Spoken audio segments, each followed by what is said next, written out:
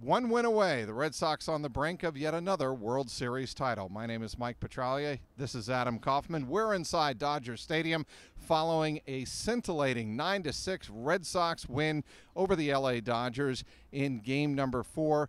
Adam, a come from behind, off the mat, 4-0 trailing kind of win will really re-energize a club after playing 7 hours and 20 minutes the night before and losing. Yeah, everybody talked about it after the game. Alex Cora, several of the players who obviously met with us in the media in the interview room were just saying that, you couldn't let something like that bother you. You can't let it stick with you. You have to. It's cliche, clearly, but you have to just kind of turn the page because it's the World Series. You need to get amped up. You need to be as rested and energized as humanly possible. I know that Alex talked about the fact that they didn't take batting practice before this game because play 7 hours the day before. A lot of people go on and not hit for a week. You just can't do it. You don't have the energy. And so this guy, this team, this group, as they have so many times throughout this year and throughout this postseason, they found a way. And in this case, in the later innings, after Chris Sale had his late game meltdown when they fell behind 4-0, shouting expletives that made Rafael Devers blush in the dugout. They go on and score 9 straight runs. Hold on, Craig Kimbrel a little shaky there in that final inning, but nevertheless, they win 9-6, and now it's one win away, as you talked about. Let's be very frank about this. Rich Hill had them shut down, and the Red Sox for 6 innings looked like a team that had played 18 innings the night before and lost the game. But it was up to Chris Sale, I think, to really fire this team up, and everybody is going to recall what David Ortiz did in Game 4 of the 2013 World Series out in St. Louis. Very similar. It was, and obviously everybody was tweeting that at the time. It made you think back. Although one glaring difference is you think back to what Ortiz did in 2013, and he had an audience. Everyone's huddled around him. They're listening and intently to, okay, what do we do? This is the Godfather here. Where do we go? He's been through this a zillion times over. Sale was like the crazy guy on the street when you're walking down in New York City, and the guy that's just yelling, trying to get anybody's attention. Everyone's just walking past him, not making eye contact, not looking. In fact, I saw a tweet from David Wade, WBZ-TV, said he asked one of the coaches after the fact, why didn't anyone even look at Sale when he was doing that? And he said, have you ever looked at Sale when he's crazy? Like, he's intimidating. So he was crazy, and we've all seen the video at this point, but whatever it was, that was sort of the rallying call, because you're right, Rich Hill was incredible in this game, and it speaks to, and we've seen it on now both sides from Alex Cora and Dave Roberts a couple of times over the last couple of days here in Los Angeles. There's an element of overmanaging going on in this series at points, and it's almost who is going to survive it. Rich Hill, not unlike Walker Buehler in Game 3, both these guys could have lasted deeper into these games based on, Buehler, I guess he was over 100 pitches, but certainly Rich Hill could have kept going. He had limited the Sox to 1 hit in 6 1/3 innings. It seemed like the game was over. The Red Sox bats were flailing. They were doing nothing. They looked dead. They were lifeless. Bullpen comes in. God bless that human spindle Ryan Madsen, and all of a sudden everybody comes in for the Red Sox and then some.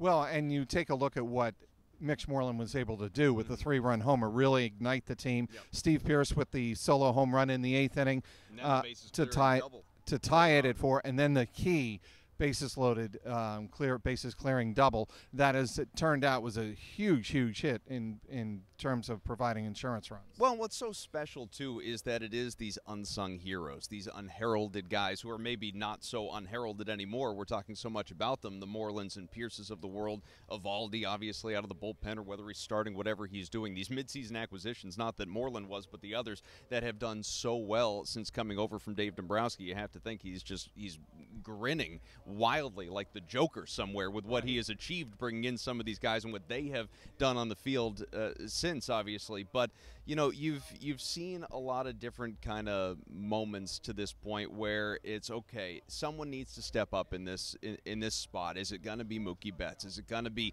Xander Bogaerts? Is it going to be JD Martinez? And these guys have generally done nothing, at least in Los Angeles. Not so much in the World Series, but here in L.A. in these couple of games. So it's been the bottom half of that lineup that has had to respond, and it has. We thought that Chris Sale getting under everybody's skin or firing everybody up in that first base dugout was kind of a precursor to him starting Game 5 and possibly finishing off the Dodgers in Game 5. Nope. Not the case. Alex Cora at the very end of his press conference goes, out of the room. as a walk-off, says, oh, by the way, David Price is starting Game 5, not Chris Sale. And all of us, to a man and woman in that room, say, what? Well, what? What I loved was there was literally an emphatic. Somebody screamed, "Why?" Right. And Alex just kind of turns around. He starts talking, yelling from the door frame, and so finally the head of the media in the room says, "You need to sit down and get in front of the microphone so we can at least have you mic'd and talking about this on the record." But and Cora joked. He said, "Well, nobody asked about it. I wasn't going to wait for Chris Russo to ask me about it when I'm coming into the park tomorrow."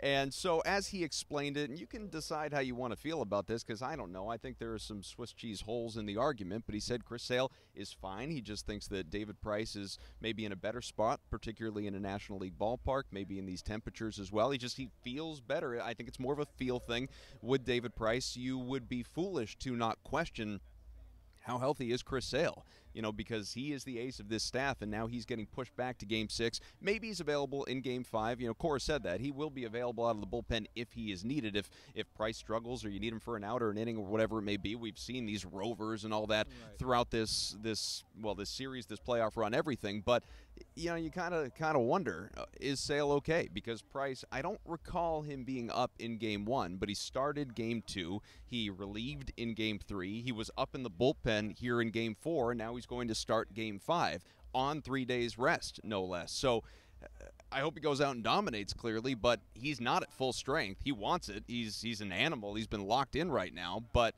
what's going on with Sale? It's a deeper question. All the buttons that Alex Cora has pressed so far in this 2018 World Series, save a few in game number. Save a few in game number 4 that didn't work out too well, i.e., Eduardo Rodríguez didn't work out, but the Red Sox will try and wrap up the 2018 World Series here on Sunday night, sending David Price to the mound against Clayton Kershaw. We'll have you covered on CLNS Media. And follow us on Twitter at Red Sox CLNS. That's Adam Kaufman. I'm Mike Petralia, inside Dodger Stadium, CLNS Media.